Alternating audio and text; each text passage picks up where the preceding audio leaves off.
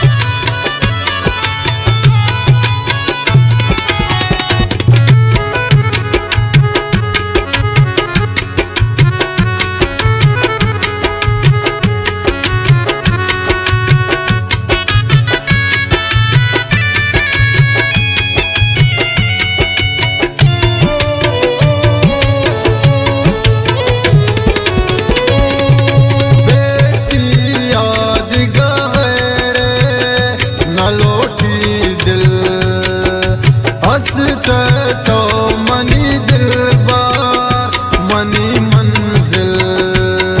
मरोच शब सुचीन पतगी मन जगर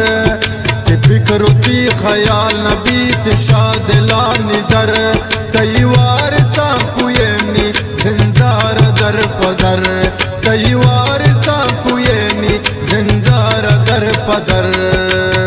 खैर मगिंदन वती जिंदार शदला दरबु सदाए मनुष्य के तई बीमार मनी दर्द दवाए।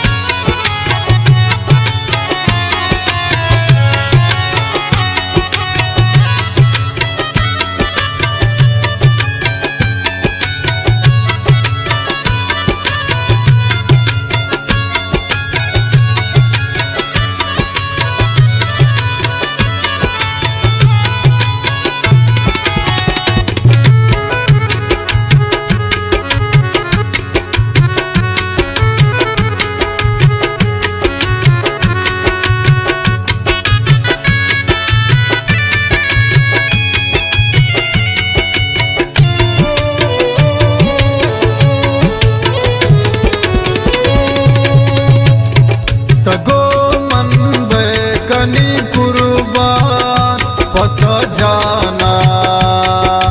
कसे मसूर दिल बर तपनताना जबी अरमान जिंदगी बस्तवे हरमान तो ब्या तरा मंदारी बेवती दुई चम्मान खैरात भी पति नामा दिल बर निसरोजार खैरात भी पति नामा दिल बर निसरोजार मनी उम्र तपुशिए निसरे ओश समाए मनी उम्र तपुशिए निसरे ओश समाए निदिल आरज़ू तवे मनिया किंत तमाए मनुष्य के तई बीमार मनी दर